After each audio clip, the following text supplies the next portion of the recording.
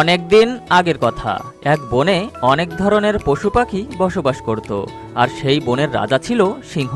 সে বেশ কিছুদিন ধরে অসুস্থ, তাই বনের সবাই ইচ্ছা খুশি মতো চলাফেরা করত। সেই বনে এক চালাক শিয়ালও থাকতো। সে সবসময় চাইতো বনের রাজা হতে। এই বনে অনেক ধরনের জীবজন্তু আছে, আর সিংহ রাজা অসুস্থ, তাই এই বন সামলাতে এখন কোনো রাজা নেই। তাই আমি গিয়ে যদি সবাইকে গিয়ে নতুন রাজা বানানোর জন্য প্রস্তাব দিই, তাহলে সবাই মিলে আমাকে রাজা বানাবে।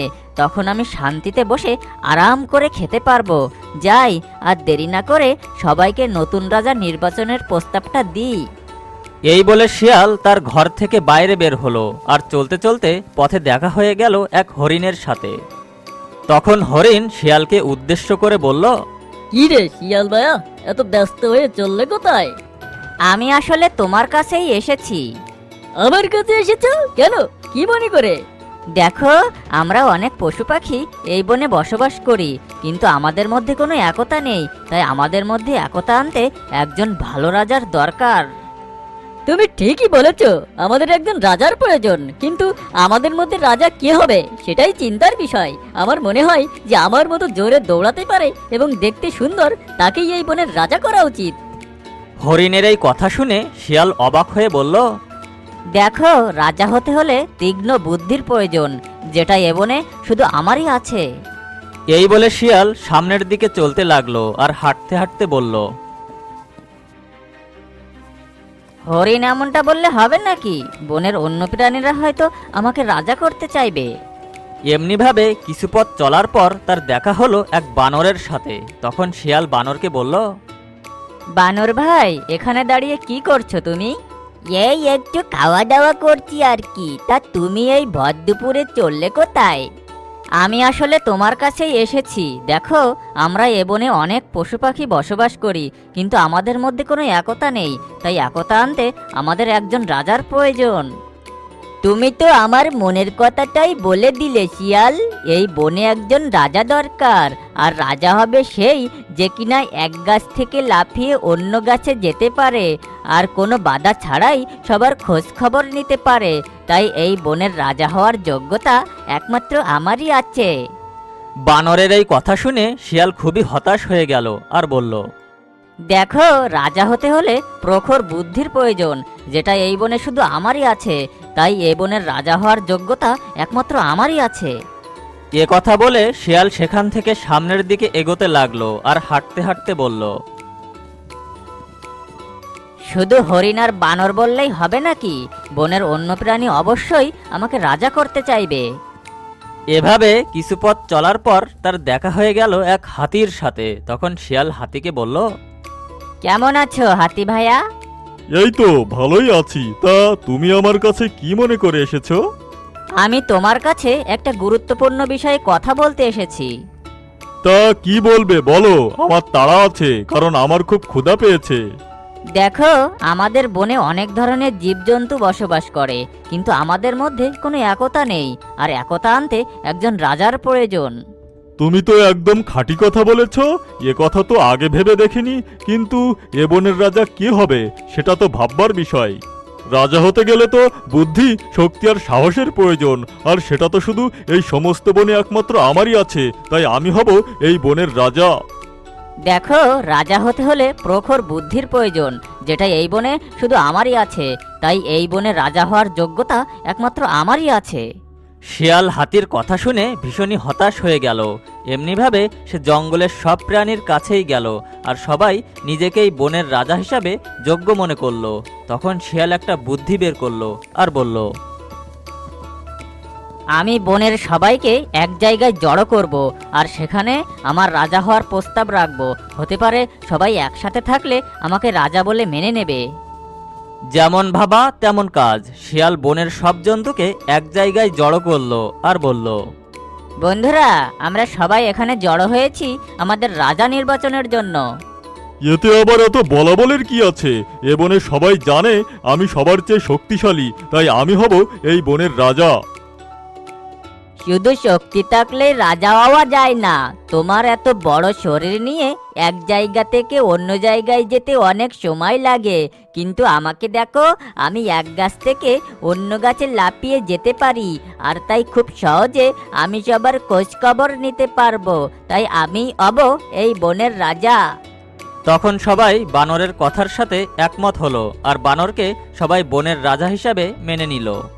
কিন্তু শিয়াল কোনোভাবেই বানরকে বনের রাজা হিসাবে মেনে নিতে পারল না। তখন শিয়াল সেখান থেকে চলে গেল আর দুষ্টবুদ্ধি ভাবতে লাগলো। এই বানর খুব বাড় বেড়েছে, এই বেটাকে তো একটা শিক্ষা দিতেই হবে, আর সবাইকে এটা দেখাতে হবে যে বানর এই বনের রাজা হওয়ার যোগ্যতাই রাখে না। পরদিন শিয়াল বনের ভেতর দিয়ে হাঁটতে লাগলো আর সে গাছে একটা কোটর দেখতে পেল। সেখান থেকে শিয়াল একটা মৌমাছিকে বের হতে দেখলো। তখন তার মাথায় একটা বুদ্ধি খেলে গেল। তখন সে সোজা বানরের ওখানে গেল আর বলল, রাজামশাই, আপনার জন্য একটা দারুণ সুখবর এনেছি। বনের শেষে এক গাছের কোঠারে বিভিন্ন ধরনের সুস্বাদু সব খাবার রয়েছে।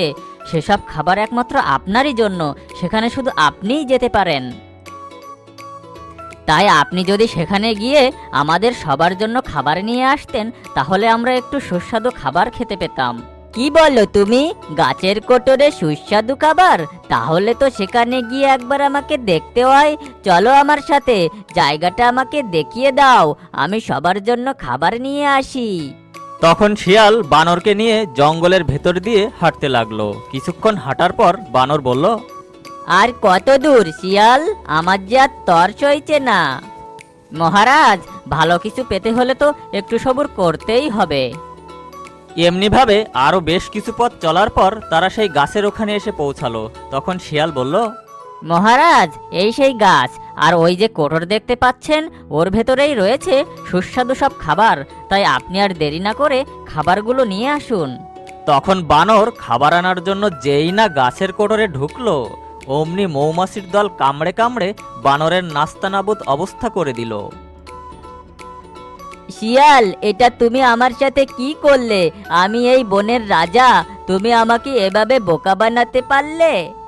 তখন শিয়াল বনের সব প্রাণীকে এক জায়গায় জড়ো করলো আর বলল, তোমাদের এই রাজা, যে কিনা সামান্য মৌমাছির হাত থেকে নিজেকে রক্ষা করতে পারে না, সে নাকি এই বনের সবাইকে রক্ষা করবে। তোমরা তাকে রাজা মানলেও আমি তাকে রাজা বলে মানি না। তখন বনের অন্য সব প্রাণীও বানরের এই অবস্থা দেখে খুবই হাসাহাসি করলো আর তাকে রাজা থেকেও বহিষ্কার করলো। তখন শিয়াল সবার উদ্দেশ্যে বলল, বন্ধুরা, এখন তো নতুন রাজা নির্বাচন করা প্রয়োজন। এখন তোমরাই বলো, আমাদের নতুন রাজা কে হবে? আমি আগেই বলেছিলাম আমাকে রাজা করার জন্য, কারণ আমার গায়ে অনেক শক্তি।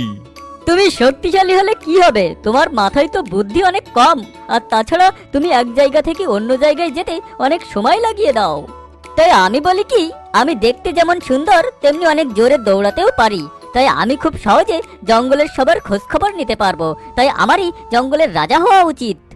হরিণের এই কথা শুনে বনের সবাই হরিণকে বনের রাজা বানাতে রাজি হলো।